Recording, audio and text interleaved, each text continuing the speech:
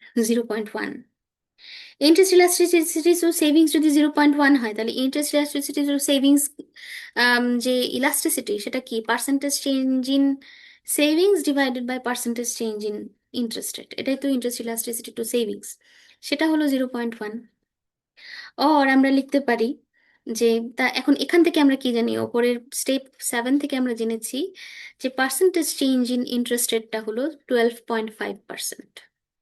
Interest রেটের আগের এবং পরের যে ব্যবধান, সেই ব্যবধানের পার্সেন্টেজ চেঞ্জ হচ্ছে 12.5%, যেটা আমরা আগের স্টেপে বের করে এসেছি। এখন যদি আমি লিখি যে percentage change in savings equal to 0.1 into percentage change in interest rate, তাহলে 0.1 into 12.5%, which is equal to 1.25%। হ্যাঁ, এইটাকে আপনাদের বইতে বলেছে জাস্ট ওভার 1%, এরকম একটা শব্দ আছে। যে তাহলে আমরা দেখতে পাচ্ছি যে সরকারের মানে যে পাবলিক সেভিংসটা বেড়েছে হলো, কমেছে হলো 2%, আর প্রাইভেট সেভিংস বেড়েছে কতটুকু সেটা আমরা এখন বের করব। আচ্ছা, এইটুকু হচ্ছে পার্সেন্টেজ সেভিংসের চেঞ্জ হয়েছে হচ্ছে 1.25%। এখন এইটুকু লেখা হলে আমি আরেকটা ডকুমেন্ট ওপেন করি।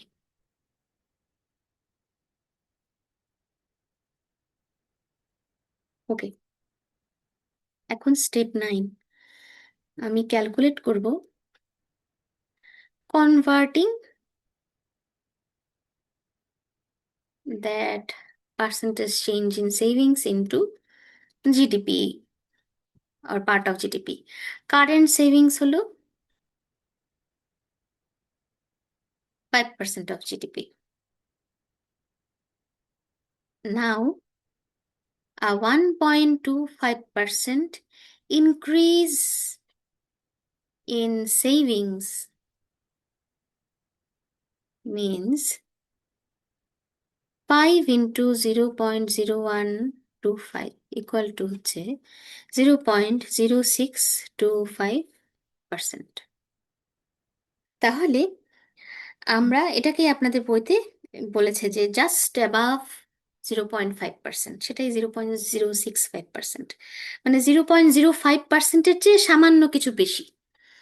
তারপরে এখন যদি আমরা মানে বাজেট ডেফিসিটটা চিন্তা করি, কম্পেয়ার বাজেট ডেফিসিট আগের সাথে পরের,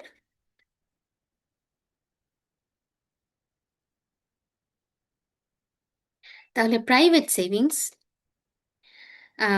এখন মানে কি হয়েছে, আগে ছিল হচ্ছে অ্যারাউন্ড 0.05% অফ জিডিপি, জিডিপির 5%-এর ছিল হচ্ছে প্রাইভেট সেভিংস, সেটা 0.05, এটা পার্সেন্ট দেওয়ার দরকার নেই। আর এখন সেটা, আর গভর্নমেন্টের রেভিনিউ লস হয়েছে কত, গভর্নমেন্টের রেভিনিউ লস হয়েছে হলো 2% হচ্ছে রেভিনিউ লস। হ্যাঁ, আর প্রাইভেট সেভিংস ইনক্রিজ করেছে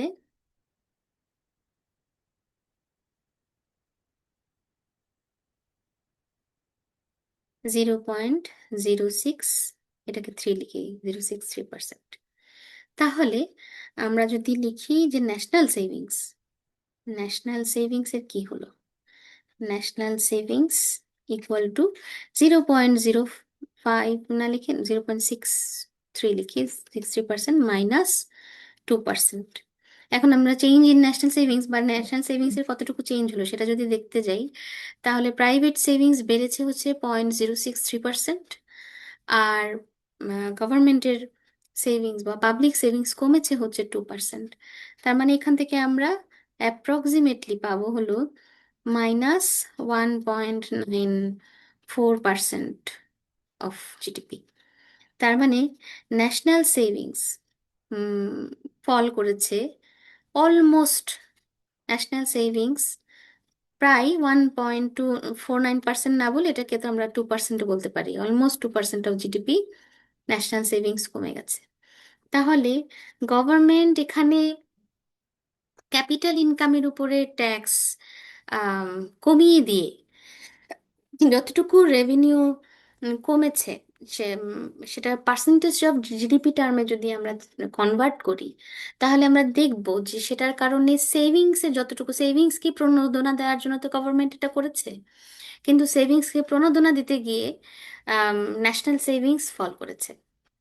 এবং এটাই আপনাদের বইতে এই এই যে আর্গুমেন্টটা, এটাই সেই মানে এটাই বলা হচ্ছে যে in case of capital income tax, আমরা ক্যাপিটাল ইনকাম ট্যাক্সের যদি রিডাকশন চিন্তা করি কোনোভাবে, তাহলে বাজেট নিউট্রালিটি আমাদেরকে মেনটেন করতে হবে। কারণ ক্যাপিটাল ইনকামের উপরে যে কোনো ধরনের ক্যাপিটাল হোক, সেটার রিটার্নের উপরে যদি কোনোভাবে ট্যাক্স বসানো হয় অথবা ট্যাক্স রিডিউস করা হয়, ট্যাক্স বাড়ুক অথবা কমুক, সেটার যে ইম্প্যাক্ট, সেটার ইম্প্যাক্টটা ন্যাশনাল সেভিংসের উপর নেগেটিভলি পড়ে। যদি যদি সেটা হয় হচ্ছে ট্যাক্স কমানো, তাহলে নেগেটিভলি পড়ে, আর যদি হয় বাড়ানো, তাহলে পজিটিভলি পড়ে। তো কিন্তু সেই সেন্সিটিভিটিটা এরকম যে সেটা সেভিংসের পার্সপেক্টিভ থেকে মোস্ট অফ দ্য কেসই ইনইলাস্টিক, যার কারণে প্রাইভেট সেভিংসের খুব পরিবর্তন আমরা দেখি না। যে জিনিসটা পরিবর্তন করার জন্য, প্রাইভেট সেভিংসকে এনকারেজ করার জন্য এটা করা হচ্ছে, ক্যাপিটাল ইনকাম ট্যাক্সকে কমিয়ে দেওয়া হচ্ছে, সেটাতে খুব বেশি পরিবর্তন আমরা দেখব না। কিন্তু গভর্নমেন্টের রেভিনিউ অনেকখানি কমে যাবে। সেই রেভিনিউয়ের যে চেঞ্জটা বা পাবলিক সেভিংসের যে পোর্শনটা, সেটা খুব প্রমিনেন্ট, সেটা খুব বড় অ্যামাউন্ট, যেটাকে মিনিমাইজ করা বা নিউট্রালাইজ করা আসলে সেভিংস ইনভেস্টমেন্টের ওই ডায়াগ্রাম বা ওই ইকুইলিব্রিয়াম, ওই মার্কেট, ফিনান্সিয়াল মার্কেট থেকে সেটা নিউট্রালাইজ হবে না। That is the key take away from this part of the book. হ্যাঁ, তো এখানে সেই জিনিসটা হবে না। এখন এইটা আম, বলছে, on the other hand, if the government substitutes the decrease in the tax on capital income with an increase in the ways tax, government যদি এই যে ক্যাপিটাল ইনকামের আমার যে একটা সঞ্চয়পত্রের রিটার্ন, সেটার উপরে ট্যাক্স কাট করে গভর্নমেন্ট যেটা করেছে, সেই পরিমাণ রেভিনিউ আমার কাছ থেকে যদি ইনকাম ট্যাক্স দিয়ে নিয়ে যেত, in such a way as to leave an individual just as well off as before, then savings is unambiguously increased. আমরা ওই যে আগে যেমন দেখেছি যে কনজাম্পশন এবং ইনকাম ট্যাক্সের মধ্যে কম্প্যারিজনে দেখেছি যে কনজাম্পশন ট্যাক্স দিয়ে গভর্নমেন্ট, এক্সাইজ ট্যাক্স দিয়ে গভর্নমেন্ট একটা মানুষকে আম, তার ইনিশিয়াল অবস্থার চেয়ে খারাপ অবস্থা নিয়ে গেছে ইন টার্মস অফ স্যাটিসফ্যাকশন, আইসি। তখন আমরা সেটাকে, ইনকাম এফেক্টটাকে ইয়ে কন্ট্রোল করে শুধুমাত্র সাবস্টিটিউশন এফেক্টটা দেখার জন্য তাকে ওই একই অবস্থায় একই পরিমাণ দুঃখ দিয়েছি আমরা in a different way through income tax. তো সেই একই জিনিস আমরা এখন এইখানেও দেখবো যে ইনকাম ট্যাক্সটাকে বেঞ্চমার্ক ধরে আমরা ক্যাপিটাল ট্যাক্সের সাথে কম্পেয়ার করব। সেই কম্পেয়ারটা করার জন্য আমরা ধরে নিব একজন ইন্ডিভিজুয়াল শুধুমাত্র 2টা পিরিয়ড বাঁচে। হ্যাঁ, আমরা এই ছবিটা দেখার জন্য এতে ধরে নিচ্ছি C1 and C2 are the 2 periods. হ্যাঁ, আম, সেখানে আমরা বলছি যে given individual lives for 2 periods denoted by C1 and C2, working in the first and saving for the retirement in the second. মানে C1 হচ্ছে তার জীবনের সেই পিরিয়ডটা যে পিরিয়ডে সে কাজ করবে, এবং C2 হচ্ছে সেই পিরিয়ডটা যে পিরিয়ডে সে রিটায়ারমেন্টে যাবে। তো তার কাজ, তার তার সেই C1 এবং C2 পিরিয়ডের মধ্যে তার budget line, individuals budget constraint is বিবি। এই যে বিবি, যে মোটা বোল্ড যে লাইনটা, সেটা হচ্ছে কোনো ধরনের ট্যাক্স তার দেওয়া লাগেনি, কোনো ধরনের ক্যাপিটাল ইনকামের উপরেও ট্যাক্স নেই, ইনকামের উপরেও ট্যাক্স নেই। তখন তার এই যে ব্ল্যাক লাইনটা, এটা হচ্ছে তার বাজেট লাইন। এখন তাকে বলা হলো তার সমস্ত ইনকামকে সেইভাবে ডিস্ট্রিবিউট করে রেখেছে within period C1 and C2। দেখবেন যে সেটা যদি এই যে কোনো একটা পয়েন্ট যদি আমি চিন্তা করি, যদি এই পয়েন্টটা চিন্তা করি, তার মানে এতটুকু ইনকাম হলো সে C1 পিরিয়ডে কনজিউম করে, এবং এতটুকু ইনকাম সে C2 পিরিয়ডে কনজিউম করে। এইভাবে করে বাজেট লাইনটাকে আমরা পারসিভ করব। তো এখন government, the BB is individuals budget constant before the interest income taxes, and B' is the budget constant after E is the point chosen, and EF is the tax revenue realized in the second period. আচ্ছা, এখন government তার কোনোভাবে তার savings উপরে tax কমিয়ে দিল, তখন তার সেভিংস করছে সে, এখন তার বাজেট লাইনটা বি প্রাইম হয়ে গেল। হ্যাঁ, এই যে উইথ ইন্টারেস্ট ইনকাম ট্যাক্স, আচ্ছা দাঁড়ান, আচ্ছা কি বলছি, government individual budget constraint, the BB is individual budget constraint before the interest income taxes and B prime B is the budget constraint after. ও আচ্ছা, এই ইন্টারেস্ট ইনকামের ট্যাক্স আগে ছিল না। আমরা যেটা বলছিলাম যে বিপি হচ্ছে সেই সেই লাইনটা যেখানে কোনো ধরনের ট্যাক্স তাকে দিতে হচ্ছে না। এখন যখনই তাকে ট্যাক্স দেওয়া শুরু করলো সে ক্যাপিটাল ইন্টারেস্টের রিটার্নের উপরে, তখন সে ওই যে C2 পিরিয়ড, তার পরবর্তী জীবন যেটাকে আমরা রিটায়ারমেন্ট ধরেছি, সেই পিরিয়ডের জন্য এখন সে আগের মতো টাকা আর রাখতে পারে না। তাই যার কারণে তার বাজেট লাইনটা ইনওয়ার্ড ভিতরের দিকে শিফট করলো, পিভট করেছে, এবং আমরা দেখতে পাচ্ছি যে আগের চেয়ে যেহেতু ভার্টিক্যাল এক্সিসে পিভট করেছে তাই এটা আরো ফ্ল্যাটার হয়ে গেছে। এবং বিবি প্রাইম যে গ্রে কালারের লাইনটা, এটা হচ্ছে তার with interest income tax line. এখন সে এই ধরুন এই এই লাইনের উপরে ই পয়েন্টে, এই ই পয়েন্টটাতে সে থাকতো, that was his optimum point. এখন এই পয়েন্টে যখন সে থাকতো, তাহলে আমরা যদি ভার্টিক্যালি চিন্তা করি, ই পয়েন্ট থেকে ভার্টিক্যাল যে ডিস্টেন্স ই, ওই আগের বাজেট লাইনের ইএফ, এই পরিমাণ হচ্ছে গভর্নমেন্ট তার কাছ থেকে ক্যাপিটাল ক্যাপিটাল ইনকাম রেভিনিউ দিয়ে নিয়ে গেছে। একটু ওয়েট করেন, একটু 2 মিনিট দাঁড়ান।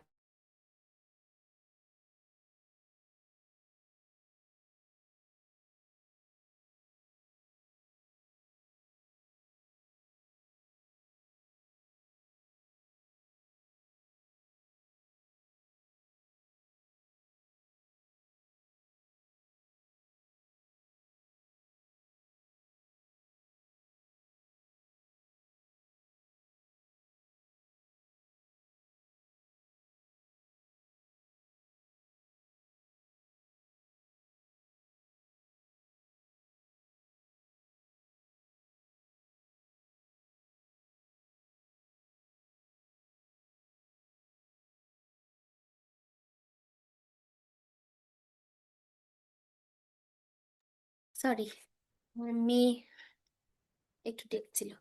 আচ্ছা, তাহলে এই ই পয়েন্ট থেকে এফ পয়েন্টে আগের বাজেট লাইন পর্যন্ত যে ভার্টিক্যাল ডিস্টেন্স, সেই ভার্টিক্যাল ডিস্টেন্সটা হচ্ছে গভর্নমেন্টকে সে তার ক্যাপিটাল ইনকাম থেকে ট্যাক্স রেভিনিউ হিসেবে দিয়ে দিয়েছে। গভর্নমেন্ট তার কাছে ইএফ পরিমাণ টাকা ট্যাক্স রেভিনিউ হিসেবে নিয়ে গেছে। এখন গভর্নমেন্ট যদি তাকে এখন তার এই এই যে ক্রিমজান কালারের যে লাইনটা কার্ভেচার, এটা হচ্ছে তার আইসি।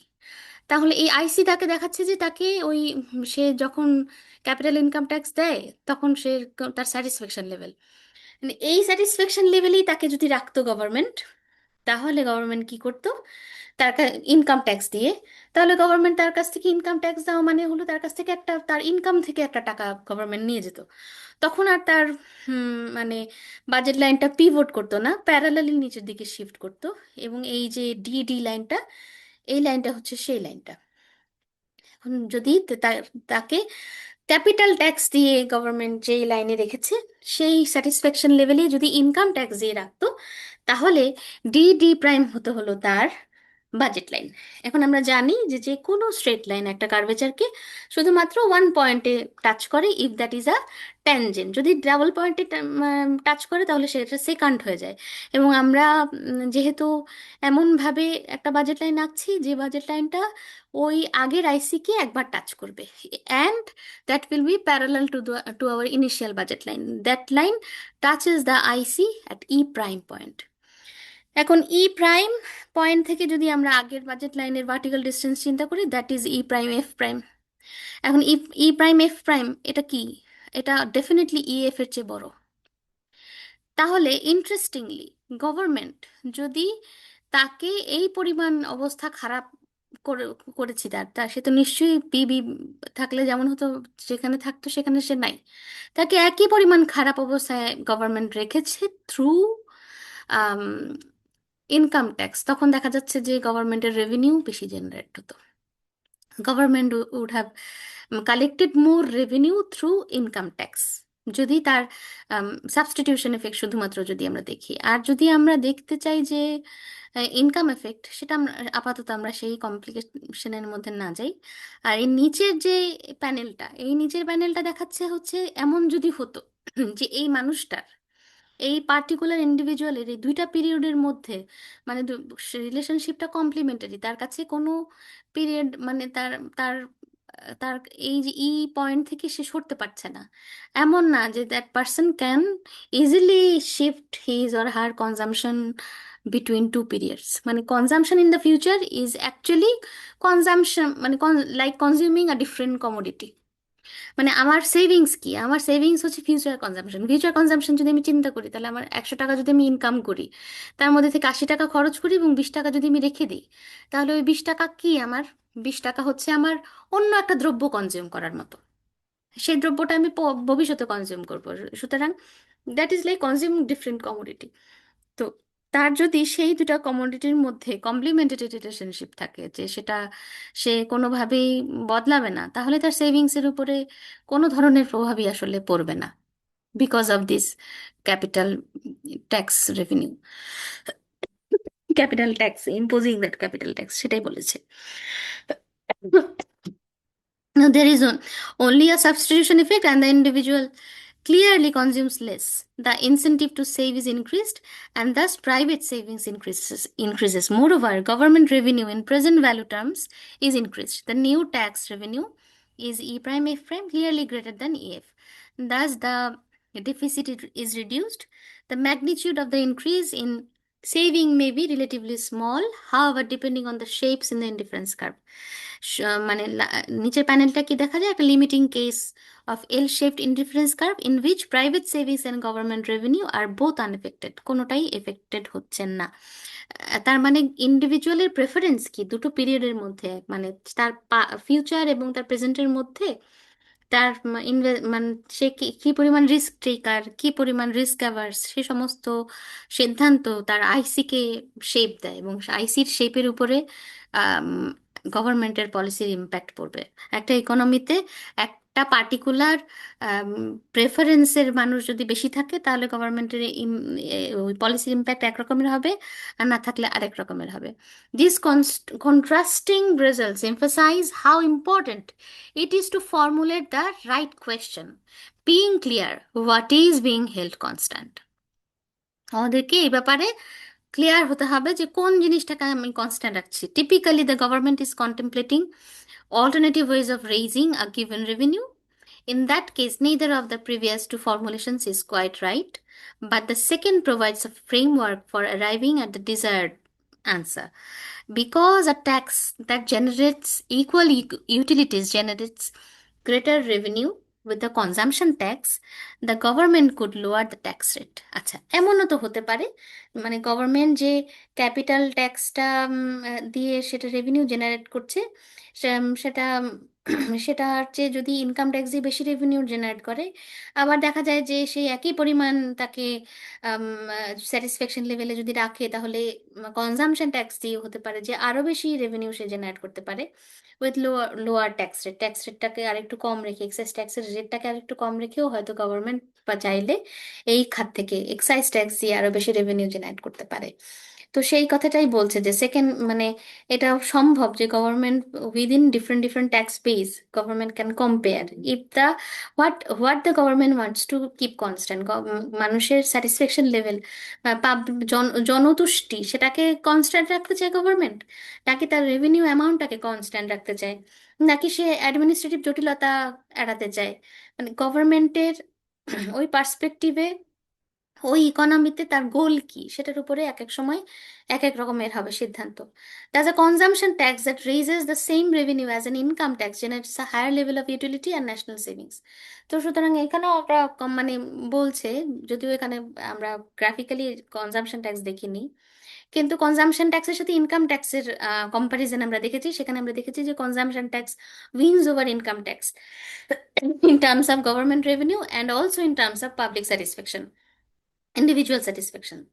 তখন সেটা কনজাম্পশন ট্যাক্স যদি ইনকাম ট্যাক্সের সাথে উইন করে, আবার ইনকাম ট্যাক্স যদি ক্যাপিটাল ট্যাক্সের সাথে উইন করে, then definitely capital tax wins over, consumption tax wins over all other tax bases. But that ignores the distributive consequences of capital taxation. কিন্তু এখানে মানে এই একটা ডিস্ট্রিবিউটিভ কনসিকোয়েন্স আছে, যেটা আমরা আগেও বলেছি, যে ক্যাপিটাল তারাই জেনারেট করতে পারে যারা definitely are richer part of the nation আর economy, those people who can earn more than their expenditure.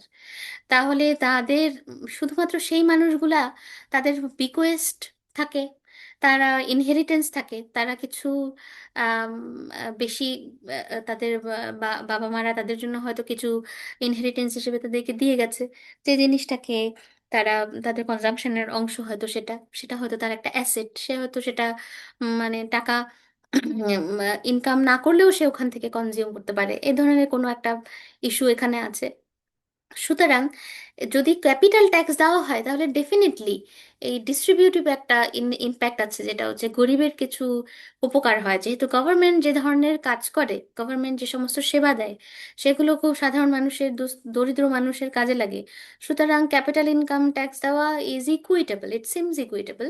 কিন্তু এখানে some have acquired their wealth through inheritance taxation that avoids or evaded inheritance taxes, and some have acquired their wealth through taking advantage of the myriad of tax loopholes.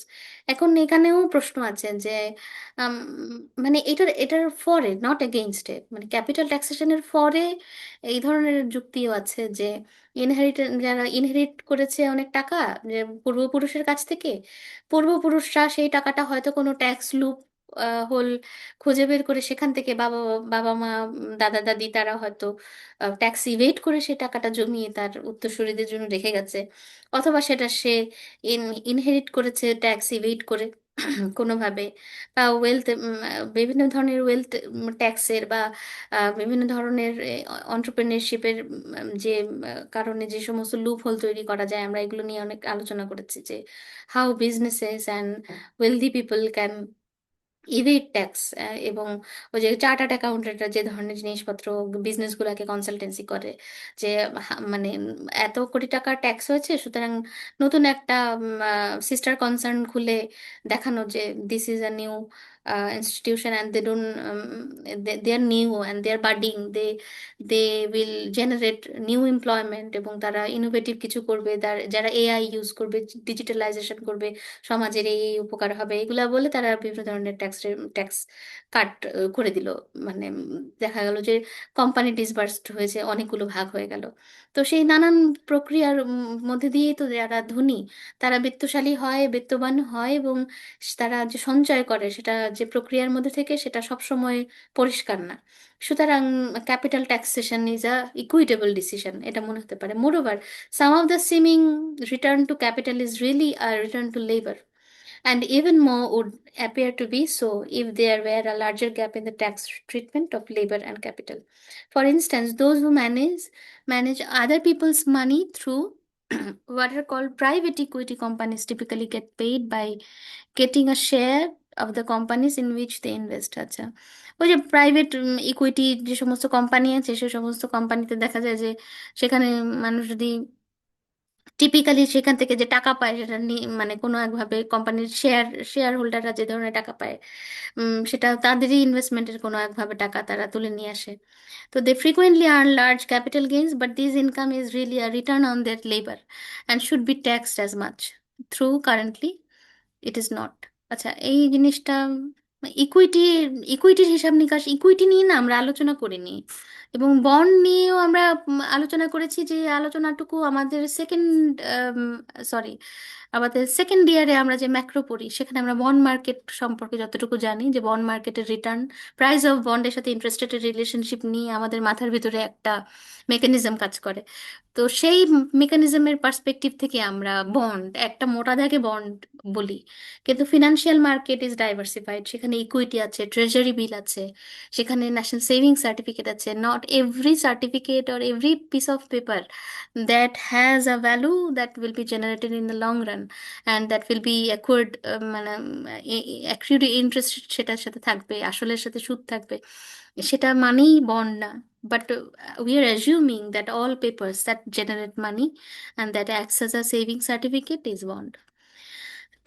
এখন এই যে আলোচনাটা আমরা পড়লাম, এখানে আপনাদের একটা খুব সহজ প্রশ্ন আসতে পারে যে তাহলে এখানে আম, একটা ইকোনমি তো ওপেন, একটা ইকোনমিতে যদি ফিনান্সিয়াল মোবিলিটি থাকে, ইন্টারন্যাশনাল অর্গানাইজেশনগুলো থেকে, মাল্টিল্যাটারাল অর্গানাইজেশন থেকে টাকা আসতে পারে, বা সুইস ব্যাংকেও তো বড় বড় বিত্তশালী লোকজন, পলিটিশিয়ান, বিজনেস ম্যান, তারা তো টাকা রাখে। তো সেখানে সেই যে টাকাটা, বিদেশি ইন্টারেস্ট রেট বা বিদেশি রিটার্ন বেশি হলে টাকা তো দেশ থেকে বার হয়ে যেতে পারে। আমরা মান্ডেল ফ্লেমিং মডেলে যেটা পড়ি, ওটা মনে হয় সেকেন্ড ইয়ারে বা ফার্স্ট ইয়ারে কোথাও পড়েছি, ওপেন ইকোনমি। তাহলে ইকোনমি যদি ওপেন হয়, তাহলে আমার যে ইন্টারেস্ট রেটের সেভিংস ইন্টারেস্ট রেটটা যদি কোনোভাবে একটু সেটা এমন হয় যে interest rate, capital tax cut করা হয় এবং সেভিংস বাড়ে, তার মানে ইন্টারেস্ট রেটকে কোনোভাবে প্রভাবিত করা সম্ভব থ্রু ক্যাপিটাল ট্যাক্সেশন। সেটার ইন্টারেস্ট রেটের সাথে যদি মানে সেটা কখন ভায়াবল, যখন ওপেন ইকোনমি না এবং মানুষ চাইলেই বিদেশে টাকা পাঠাতে পারে না, বা বিদেশে টাকা, বিদেশের ইন্টারেস্ট রেট, ইন্ডিয়াতে রিটার্ন বেশি, বাংলাদেশি মানুষ মনে করলো ইন্ডিয়ান একটা ব্যাংকে টাকা রাখি, এটা যদি খুব সহজ হয়ে যায়, তাহলে তো সেই ক্যাপিটাল ট্যাক্স বসিয়ে বা সেটা উইথড্র করে বা সেটা কমিয়ে এই ইনভেস্টমেন্টকে, সেভিংস টু ইনভেস্টমেন্ট, সেই যে জায়গাটা, ইনভেস্টমেন্ট বিনিয়োগকে খুব বেশি প্রভাবিত তো করা যাচ্ছে না। তো সেরকম একটা ওপেন ইকোনমিতে কি হয় সেই জিনিসটা আমরা একটু দেখব। এটাই আমাদের last topic, effects on reduced savings in an open economy. মনে করি এই যে capital taxation on investment may be greatly reduced in an open economy. However, where foreign savings can serve as a substitute for domestic savings. আচ্ছা, foreign সেভিংটা domestic saving এর substitute হিসেবে কাজ করে, যদিও পারফেক্টলি সাবস্টিটিউট না, কিন্তু আমরা মনে করতে পারি যে ইনভেস্টররা যদি এমন হয় যে সেভিংস কমে গেছে, ব্যাংকে গিয়ে দেখলো যে ক্যাপিটাল ট্যাক্স, ইনকামের উপর ট্যাক্স বসানো হয়েছে, সেভিংস কমে গেছে, সুতরাং ব্যাংকে গিয়ে ইনভেস্টররা যে পরিমাণ টাকা তারা পাবে ইনভেস্টমেন্টের জন্য, সেই পরিমাণ টাকা যে চাচ্ছে বা ডিমান্ড আছে, সেই পরিমাণ টাকা নেই। কিন্তু যদি ওপেন ইকোনমি হয়, তাহলে সেই টাকাটা তারা বিদেশি টাকা, ফরেন সেভিংস থেকে কোনোভাবে নিয়ে আসতে পারে। তো সেই জিনিসটা ইউনাইটেড স্টেটসের এক্সাম্পল তো আপনাদের স্টিগলিসের বইয়ে, সেখানে বলেছে hundreds of billions of dollar Europe থেকে, জাপান থেকে ওদের দেশে যায়। তো ওদের দেশের রেট অফ ইন্টারেস্ট রেটটা মানে এত বেশি সেন্সিটিভ, সেই জিনিসটাকে ওরা একদম হরাইজন্টাল চিন্তা করে, it is parallel to the horizontal Axis. তো এই ছবিটা আমরা একটু দেখি, যে ধরুন এটা হলো আমেরিকার, এই ক্রিমসন লাইনটা হচ্ছে তাদের ইনভেস্টমেন্ট ডিমান্ড লাইন, এবং এই যে এস এস যে লাইনটা, এটা হচ্ছে তাদের ইনিশিয়াল, তাদের সেভিংস সেভিংস সাপ্লাই কার্ভ। এখন এইখানে তাদের ইন্টারেস্ট রেট থাকার কথা, this would have been their interest rate, equilibrium interest rate. কিন্তু ওয়ার্ল্ড ইন্টারেস্ট রেট হচ্ছে আর স্টার। হুম, এখন তাদের ওয়ার্ল্ড ইন্টারেস্ট রেটটা যেহেতু এমন যে তাদের আর স্টার হচ্ছে ওয়ার্ল্ড ইন্টারেস্ট রেট, সুতরাং এটা হলো তাদের ওয়ার্কিং ইন্টারেস্ট রেট। এখন আর স্টার যদি হয় ইন্টারেস্ট রেট, তার চেয়ে যদি তাদের ইন্টারেস্ট রেটটা বেশি থাকে, তাহলে কি হবে? ক্যাপিটাল ইনফ্লো হবে। তাহলে ইকোনমিতে ক্যাপিটাল ইনফ্লো হচ্ছে এই সময়টাতে। প্রথমে যখন এই হচ্ছে সেভিংস কার্ভ, তখন I1 পরিমাণ হচ্ছে গ্যাপ, যে S1 পরিমাণ ইনভেস্টমেন্ট আছে ইকোনমিতে, সরি সেভিংস আছে, এবং I1 পরিমাণ ইনভেস্টমেন্ট ডিমান্ড আছে। এই যে মাঝখানের গ্যাপটা, এই গ্যাপটা ফিল আপ হচ্ছে through foreign savings, foreign capital দিয়ে এই গ্যাপটা ফিল আপ হচ্ছে। এখন যদি কোনো কারণে এই এই US government capital income tax বসিয়ে দিল, ইন্টারেস্ট রেটের উপরে ট্যাক্স বসিয়ে দিল, এবং আগে দেখা যেত যে সেভিংস করে যদি 100 টাকা সেভ করলে 5 টাকা পেত, এখন 4.5 টাকা পায়, তখন সেভিংস এস প্রাইম এই যে লাইনটা পেছনের দিকে শিফট করলো, সেটা হচ্ছে সেভিংস কমে গেল। সেভিংস কমে গেল, ইনভেস্টমেন্ট আগের জায়গায় আছে, তাহলে ইন্টারেস্ট রেট আরো বাড়ার কথা। দেখুন ইন্টারেস্ট রেট আরো বেড়েছে, তাহলে ওয়ার্ল্ড ইন্টারেস্ট রেটের সাথে যে ন্যাশনাল ইন্টারেস্ট রেটের যে গ্যাপ, সেই গ্যাপটা আগে যা ছিল তার চেয়ে এখন আরো বেড়েছে, তাহলে আরো বেশি ক্যাপিটাল ইনফ্লো হবে।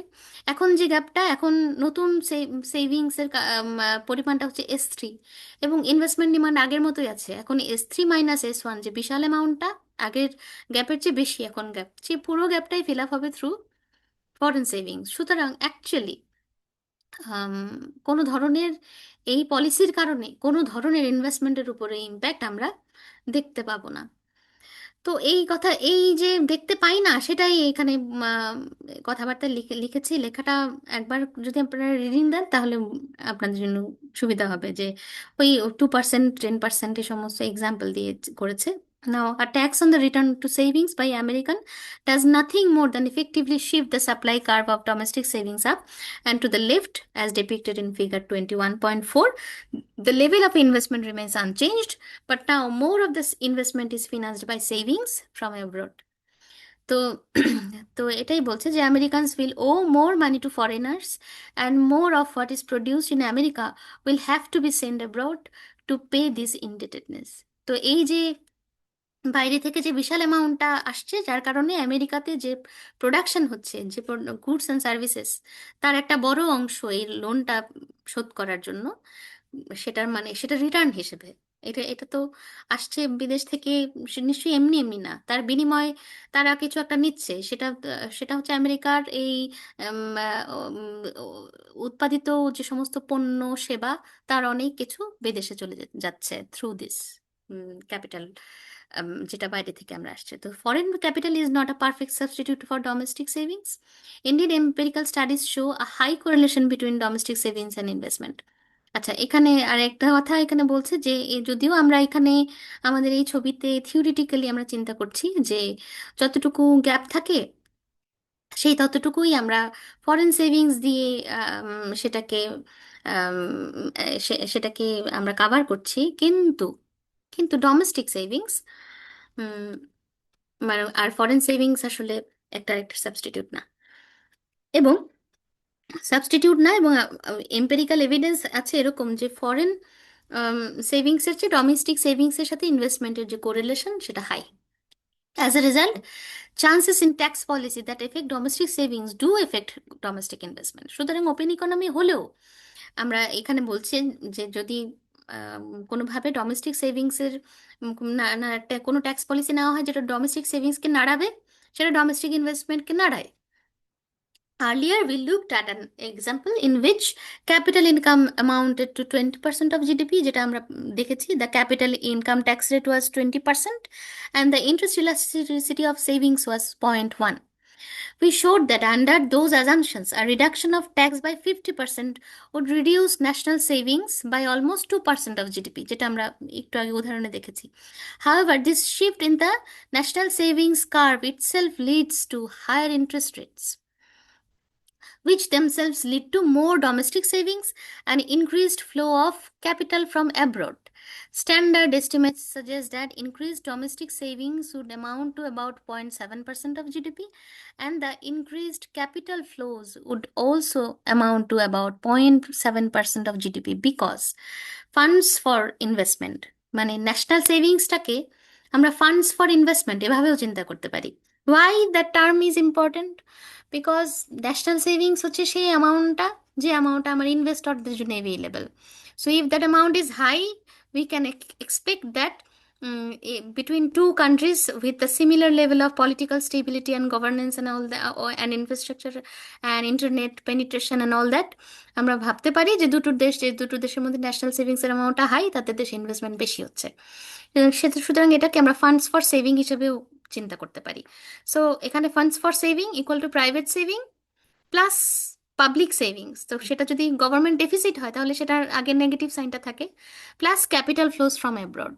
সুতরাং ইনভেস্টমেন্টের অ্যামাউন্টটা private savings plus public savings না বলে আমরা private savings plus public savings plus capital flows from abroad বলছি। তো in case of open economy, সুতরাং ওপেন ইকোনমি যদি হয় তাহলে মানে কোনোভাবে যদি এই ক্যাপিটাল ইনকামের উপর যে ট্যাক্স রেট সেটা যদি কমিয়ে আনা হয়, তাহলে প্রাইভেট সেভিংস বাড়বে, গভর্নমেন্ট সেভিংস তো ডেফিনেটলি কমবে, এবং ক্যাপিটাল, সুতরাং গভর্নমেন্ট ডেফিসিটটা বাড়বে, এবং ক্যাপিটাল ফ্লোজ ফ্রম অ্যাব্রড সেটা কি হবে? প্রাইভেট সেভিংস যখন বাড়বে তখন ইন্টারেস্ট রেটটা আর একটু ফল করবে। ইন্টারেস্ট রেট যদি একটু ফল করে, সেটা যদি এখন সেটার উপর ডিপেন্ড করবে হচ্ছে ওয়ার্ল্ড ইন্টারেস্ট রেটটা সেই ইন্টারেস্ট রেটের চেয়ে বেশি নাকি কম। শুধু যদি বেশি হয় তাহলে দেশ থেকে টাকা বের হয়ে যাবে, আর যদি কম হয় তাহলে দেশের মধ্যে টাকা আসবে। সুতরাং যখন ওপেন ইকোনমি হবে তখন হিসাব নিকাশটা আর একটু বদলে যায়। এই এতটুকুই হচ্ছে আপনাদের পড়া। কোনো প্রশ্ন করবেন আমাকে? মানে এই টপিক থেকে কোনো প্রশ্ন?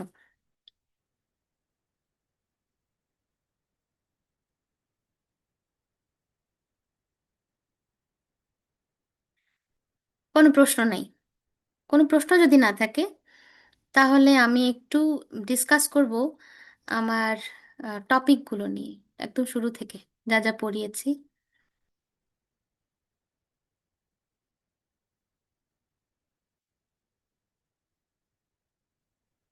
আচ্ছা, দেখুন, প্রথম আমরা পড়েছি economic effects of policies, allocation, distribution, stabilisation, এসব নিয়ে আলোচনা আমরা করেছি এবং ওটা ব্রাউনিং এর বই থেকে পড়েছি। ব্রাউনিং এই প্রথম দিকের এই জিনিসগুলো, পলিসি এভালুয়েশনের ক্রাইটেরিয়া, মার্কেট এফিসিয়েন্সি ক্রাইটেরিয়া, তারপর ক্রাইটেরিয়া, পজিটিভ এবং নর্মেটিভ অ্যানালাইসিস, এই সমস্ত জিনিস আমরা পড়েছি হচ্ছে ব্রাউনিং এর বই থেকে। তারপরে পাবলিক গুড পড়েছি, পাবলিক গুডের দুইটা ক্যারেক্টারিস্টিক্স।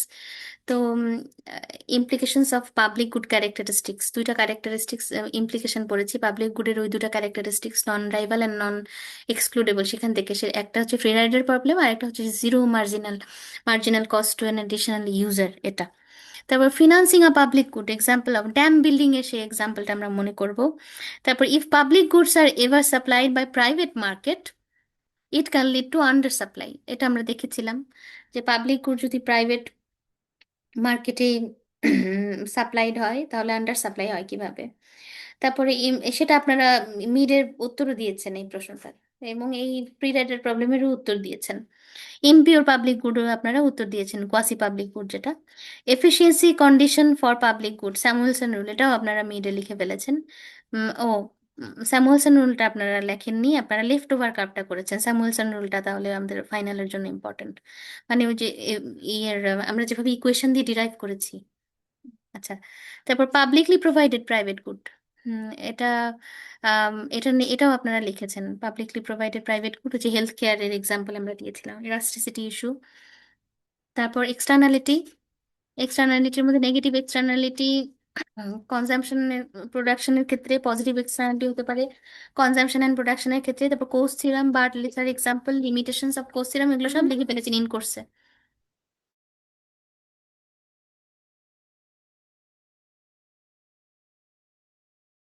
মিনিট পরে, 5 মিনিট। তারপর পিগুভিয়ান ট্যাক্স পড়েছিলাম, Pigouvian tax to cure negative externality, Pigouvian subsidy to cure negative externality, Pigouvian subsidy to cure positive externality, এইটুকু পড়েছিলাম। তো ইউনানিমিটি, তারপরে আমরা পাবলিক চয়েস দিতে পড়েছি, unanimity rules of voting, Lindahl price, majority voting, voting paradox, agenda manipulation, strategic voting. তারপর public চয়েসের মধ্যে আর কি পড়েছি, structure of individual preference, median voter theorem, log rolling তো মনে হয় আপনারা লিখেছেন ইন কোর্সের, তো অ্যারোজ ইম্পসিবিলিটি থিওরাম, এই ছিল হচ্ছে পাবলিক চয়েস থেকে। তারপরে আমরা ট্যাক্স পড়েছি, tax which is very important. আমি বলেছি যে ফাইনালে আমি আমার 6টা কোয়েশ্চেনের মধ্যে 3টাই ট্যাক্স থেকে করেছি। তো প্রথমে কি আছে, personal tax versus excise tax, direct tax কি, ইনডিরেক্ট ট্যাক্স কি, পয়েন্ট অফ ইম্পোজিশন কি, পয়েন্ট অফ ইম্প্যাক্ট কি, রেট অফ ট্যাক্সেশন কি, বেস অফ ট্যাক্সেশন কি, properties of a good tax structure, neutrality, corrective tax, non distortionary tax কি, speed of adjustment কি, তারপর equity, horizontal equity কি, vertical equity কি, this are very important. আচ্ছা, দিচ্ছি। তারপরে nature of tax incidence, differential incidence, এক জায়গায় ট্যাক্স বসানো হয় এবং অন্য কোথাও সেটার ইম্প্যাক্ট পড়ে, সেটা incidence of excise tax, forward shift, এটা আমরা পড়েছি। তারপরে tax incidence and price elasticity of demand and supply, that is very interesting. এটা আমরা পড়েছি যে কখন সাপ্লাই এবং ডিমান্ডের ইলাস্টিসিটির উপরে ডিপেন্ড করবে যে ফরওয়ার্ড শিফট হচ্ছে নাকি ব্যাকওয়ার্ড শিফট হচ্ছে। তারপর partial versus general equilibrium of taxes incidence, এটা আমরা মার্ক করি, এটা আমরা পড়িনি। This is the topic we are not into in this semester. The welfare cost of taxation এটা পড়েছি, আদার কস্ট অফ ট্যাক্সেশন এটাও পড়েছি। দা ওই আদার কস্টের মধ্যে কি কি ছিল, অ্যাডমিনিস্ট্রেটিভ কস্ট, তারপরে আরও যে চারটা পাঁচটা কস্ট ছিল সেগুলো হচ্ছে আদার কস্ট অফ ট্যাক্সেশন। আর ওয়েলফেয়ার কস্ট অফ ট্যাক্সেশন হচ্ছে যে ওই আলোচনাটা যে ওই ইকুয়েশন থেকে আমরা ডিরাইভ করেছি যে ডেড ওয়েট লসটা হলো ইয়ের ট্যাক্স রেটের স্কোয়ার স্কোয়ারের সাথে প্রপোর্শনাল সেটা। The magnitude of welfare cost ওই সেটাও আমরা ওই ওই আলোচনা এবং তার সাথে যে গ্রাফিক্যাল আলোচনা ছিল সমস্ত কিছু মিলিয়ে এই উত্তরটা। ট্যাক্স রেটও হচ্ছে ওই যে টি টি ওই ট্যাক্স রেট হলো ওই দুটো tax rate, Pareto efficient tax structure, optimal tax system, এইগুলো হলো আমাদের যে রামসি ট্যাক্সের যে আলোচনা। এবং তার আগে যে সমস্ত ট্যাক্সের আলোচনা আছে যে দুটো ট্যাক্স রেট ডিফারেন্ট হলে দেখা যাচ্ছে যে কখনো মানে অপটিমাল ট্যাক্সের যে আলোচনা যে দুটো প্রোডাক্টের মধ্যে elasticity of demand and elasticity of সাপ্লাইয়ের উপর বেস করে এমনভাবে ট্যাক্সেশন তাকে করতে হবে এফিসিয়েন্সি, যেটা এফিসিয়েন্সি ইকুইটি কয়েকটা পার্সপেক্টিভ থেকে আমরা দেখেছিলাম, বেনিফিট রিসিভার এই ধরনের প্রিন্সিপাল এই ধরনের কয়েকটা থেকে। সেখানে এফিসিয়েন্সির ক্ষেত্রে আমরা ওই তিনটা ডায়াগ্রাম দেখেছিলাম, সেগুলো একটু ভালো করে দেখবেন। তারপর নন ডিস্টরশনারি ট্যাক্স বলতে আমরা যে লামসাম ট্যাক্স কি বুঝছি, তো সেটাকে আমরা মানে আমরা এরকম একটা ইয়েও পড়েছিলাম, why impose distortionary taxes, designing an income tax scheme. এইগুলোর ক্ষেত্রে আমরা পড়েছিলাম হচ্ছে প্রোগ্রেসিভ ট্যাক্স এবং প্রপোর্শনাল ট্যাক্সের যে কম্প্যারিজন পড়েছিলাম, তারপরে একটা গ্রাফ দেখেছিলাম দুটোর মধ্যে কম্প্যারিজন, স্টিজলিজের বই থেকে সমস্ত কিছু আপনাদের আছে। আম, এবং যা কিছু আমি আহ, যে কয়টা টপিক আমি স্লাইড দিইনি সেই কয়টা কিন্তু আমি পেজ নাম্বার ধরে আপনাদের লিখে দিয়েছি গুগল ক্লাসরুমে, সেটাও দেখবেন। আর আজকে যেটা পড়ালাম এটাও আমি এখনই দিয়ে দিব আপনাদেরকে স্লাইড, যদিও এটাও বই থেকেই তুলে দিয়েছি। শুধুমাত্র ওই অঙ্কটা আমি যে হাতে করেছি সেটা আপনাদের তো এখন ইয়েতে থাকবে, রেকর্ডে থাকবে। তো ওই প্রোগ্রেসিভনেসটা স্কুইজ করলে কি হয়, সেটাকে ফ্লেক্সিবল করলে কি হয়, সেই ধরনের অনেক আলোচনা আমরা একটা ক্লাসে করেছি। তারপরে ওই যে রামসে ট্যাক্স, এরপরে লাস্ট হলো among consumption income and capital income which one should be taxed. এই যে প্রশ্নটা, এটা আমরা লাস্ট ক্লাসে এই প্রশ্নটার উত্তর পড়েছি। তারপরে আজকে যেটা বললাম যে capital tax effects on savings and investment on closed economy, ওই যে দুটো প্যানেল দিয়ে একটু আগে পড়লাম যে একটা মানুষের দুইটা পিরিয়ড সে বাঁচে, একটা হচ্ছে প্রেজেন্ট আর একটা হলো ফিউচার যখন সে রিটায়ারমেন্টে যায়। সেই যে উম, আম, সেই যে আলোচনা সেটা হলো আমাদের ক্লোজড ইকোনমির আলোচনা। তারপরে সেটাই আমরা আবার ওপেন ইকোনমি মানে the distinction between savings and investment, এটা ওই হেডিংগুলো আমি লিখেছি, national savings and budget neutrality আজকে যেটা পড়লাম। এবং তারপর capital tax effects on savings and investment in an open economy. এই ক্যাপিটাল ট্যাক্সের এই open economy, closed economy, national savings and budget neutrality, এই এই যে চারটা হেডিং দেওয়া, এই চারটা হেডিংই আজকে আমরা যা পড়েছি তাই। So this is the last topic, এটা আমাদের শেষ টপিক। এর আগে আমরা বাজেট ডেফিসিট পড়েছি। আসি আসি মা, আসি।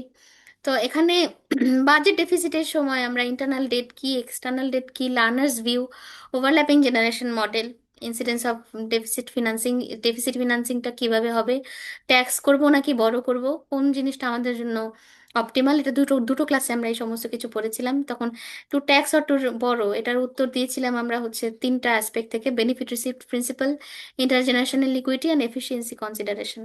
এই প্রশ্নটাও খুব ইম্পর্টেন্ট, এটাও আপনারা পড়বেন, ট্যাক্স করব নাকি বড় করব। ওভারল্যাপিং জেনারেশন মডেলটাও খুব ইম্পর্টেন্ট, লার্নার্স ভিউ তো খুবই ইম্পর্টেন্ট। আর হচ্ছে ট্রেন্ডস ইন বাংলাদেশ, এটা আমি লাস্ট ক্লাসে পড়িয়েছি এবং নাফিস বারবার আমাকে বলছে যে এটার রেকর্ডটা দিতে, কিন্তু আমি রেকর্ডটা দিতে চাচ্ছি না। তার কারণ হচ্ছে আমি রেফারেন্স যেটা আপনাদের সাথে পড়িয়েছি, আমার সেই রেফারেন্সটা এত পুরনো যে সেটা মানে সেটা 2005 সালের একটা রেফারেন্স, কিন্তু তারপরে ট্রেন্ডে অনেক পরিবর্তন হয়েছে। সেই ট্রেন্ডের যে পরিবর্তনগুলো সেগুলো কোন কোন জায়গা থেকে আপনারা খুব সহজে পেয়ে যাবেন সেটা আমি কিছুক্ষণ আগে আপনাদেরকে গুগল ক্লাসরুমে শেয়ার করেছি। বাংলাদেশের যে Bangladesh economic review ministry of ফিনান্সের যে অ্যানুয়াল ফিসকাল স্ট্যাটিস্টিক্স, সেখানে এই সমস্ত হিস্টোরিক্যাল ডেটা আছে, ট্রেন্ডগুলো সব বের টের করে দেওয়া আছে। তারপর আইএমএফ এর যে ওয়ার্কিং পেপারগুলো, আইএমএফ এর বিভিন্ন ধরনের কনসালটেশন পেপার যেগুলো সাস্টেনেবিলিটি অ্যানালাইসিস, সেই সমস্ত পেপারেরও আমি আপনাদেরকে একটা দুটো লিঙ্ক দিয়েছি যেখানে এই ট্রেন্ডগুলো নিয়ে আরো বিস্তারিত আলোচনা আছে। ওয়ার্ল্ড ব্যাংকের কান্ট্রি রিপোর্ট, যেটা পাবলিক ফিনান্স এবং ডেভেলপমেন্ট ফিনান্সিং বাংলাদেশ সংক্রান্ত, ওয়ার্ল্ড ব্যাংকের ডেফিসিট ফিনান্সিং, বাংলাদেশে ডেফিসিট ফিনান্সিং সংক্রান্ত যেগুলো কান্ট্রি রিপোর্ট ওয়ার্ল্ড ব্যাংকের, সে সমস্ত ডেটা এবং কান্ট্রি রিপোর্টগুলো দেখলেও আপনারা কিছুটা ধারণা পাবেন। এবং এশিয়ান ডেভেলপমেন্ট ব্যাংক, সেখানেও কিছু প্রজেক্ট ফিনান্সিং, সোভারেন লেন্ডিং, ওরা যখন ওই কোনো একটা প্রজেক্ট নেওয়ার আগে যে অ্যাসেসমেন্ট করে, সেই অ্যাসেসমেন্টের মধ্যে বাজেট ফিনান্সিং সংক্রান্ত অনেক তথ্য থাকে।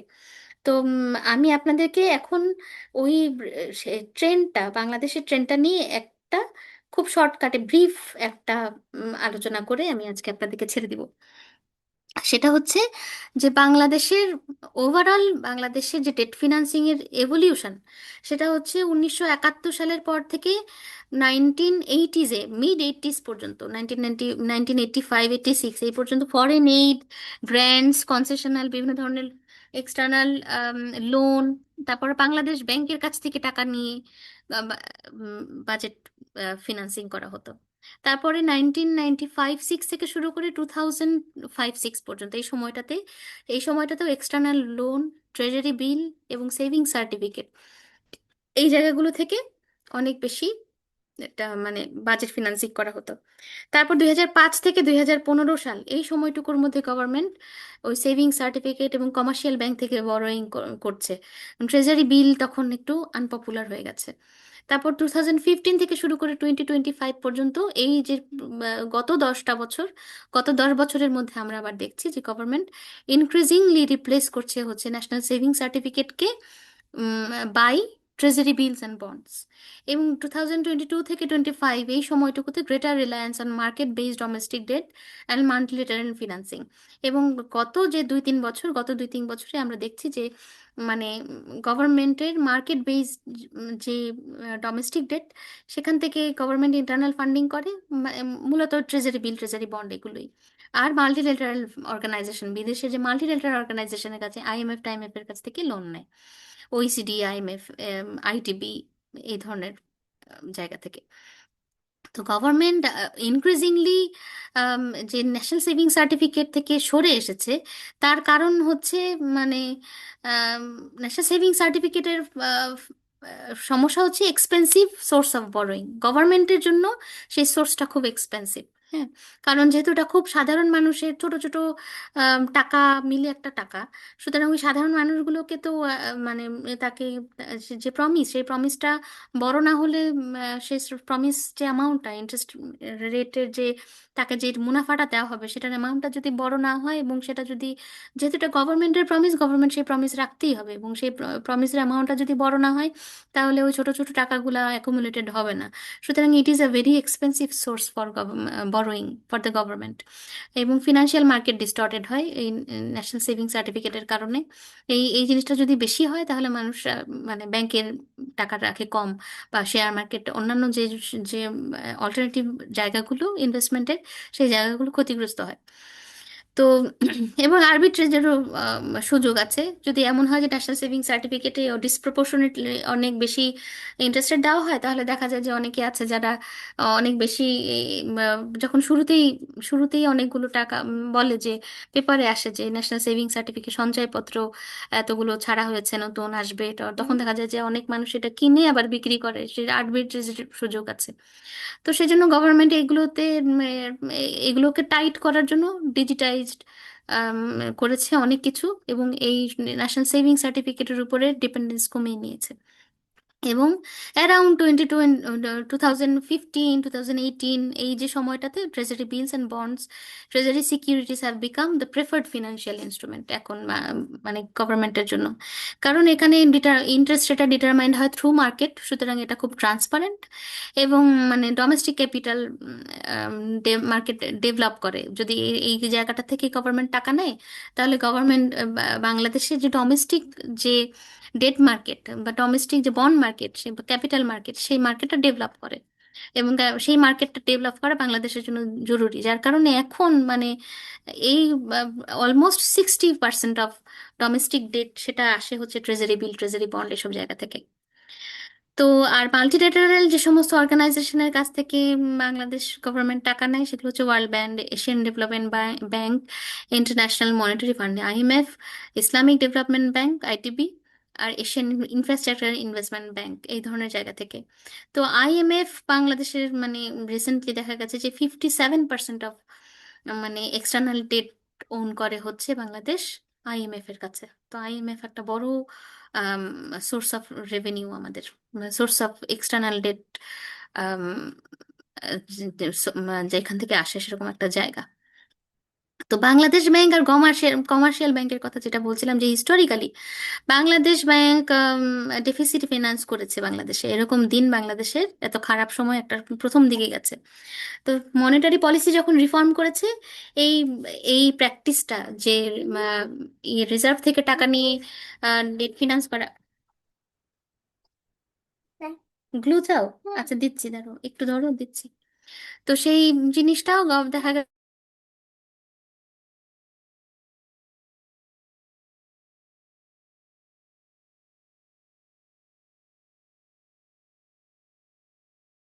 উম, সেই যে বাংলাদেশ ব্যাংক, বাংলাদেশ ব্যাংক ফিনান্সড, এই এই বাংলাদেশ ব্যাংকের কাছ থেকে যে ডেট ফিনান্স করেছে গভর্নমেন্ট, সেই সেই জায়গাটা কমে এসেছে যখন মনিটারি পলিসির ফর্ম রিফর্মড হয়েছে এবং একটা স্ট্রাকচার তৈরি হয়েছে যে এভাবে এভাবে করে বাংলাদেশ মানি সাপ্লাইকে ডিটারমাইন করবে।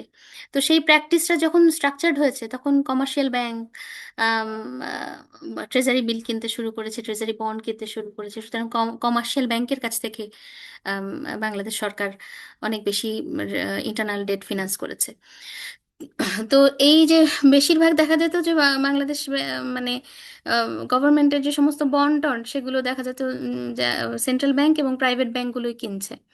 কিন্তু over the period of time Bangladesh সেটা ন্যাশনাল সেভিং সার্টিফিকেটের মাধ্যমে ড্র করা শুরু করলো, কারণ আমরা এটা লাস্ট ক্লাসে পড়েছি বা যে যখনই গভর্নমেন্ট মনে করে যে ইন্টারনাল ডেট সে ফিনান্স করবে হচ্ছে থ্রু সেন্ট্রাল ব্যাংক অথবা প্রাইভেট ব্যাংক, তখন দেখা যায় যে ইনভেস্টমেন্টের উপর প্রভাব পড়ে। ওই যে দেখলাম যে ন্যাশনাল সেভিংস এর উপরে প্রভাব, ন্যাশনাল সেভিংস মানি হচ্ছে the amount of money available for investment, সেটার উপরে যখন প্রভাব পড়ে তখন অবস্থা খারাপ হয়ে যায় দেশের। তো সেটা সেখান থেকে সরে এসে ন্যাশনাল সেভিংস সার্টিফিকেট থেকে পয়সা তুলে নেওয়া এবং তারপর আস্তে আস্তে ট্রেজারি বিল, ট্রেজারি বন্ড, এই সমস্ত দিকে ঝুঁকেছে গভর্নমেন্ট। তারপরে এক্সটার্নাল ডেটের মানে এখন এক্সটার্নাল ডেটের মানে কোভিড-19, তারপর ইউক্রেন রাশিয়া ওয়ার, তারপরে ইউক্রেন রাশিয়া ওয়ারের কারণে যে ইম্পোর্ট প্রাইস শক, তারপর ফিলিস্তিন, এখন যে ইরানের যুদ্ধ, মানে বাংলাদেশের কিছুটা ক্ষতিগ্রস্ত হয়েছে, বড়োইং কস্ট বেড়েছে এবং ফরেন রিজার্ভের উপরে pressure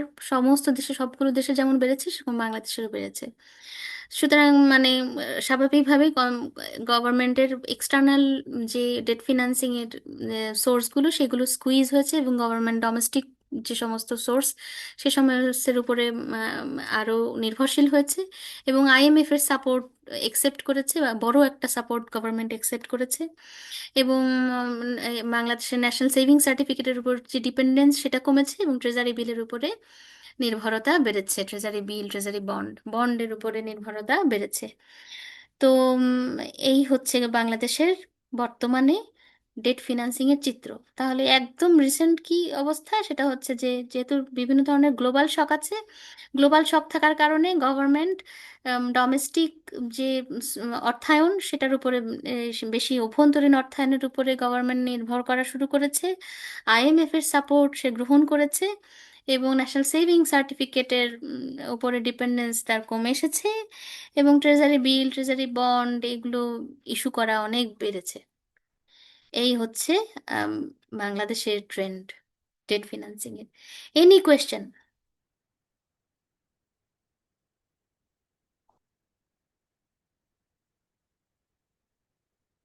if there is no question then bye bye, bye bye for I think মানে you will never, if this batch is never going to encounter me in your undergrad or graduation. Maybe কারো কারো হয়তো আমি monograph supervise করতে পারি if you um, if you raise up to fourth year. Before your graduation. Otherwise আমার মনে হয় না যে আমার আপনাদের সাথে আর কখনো কোনো কোর্স নেওয়া হচ্ছে, because I don't teach any course in fourth year. So it was nice, and I will provide your sessional numbers maybe tomorrow.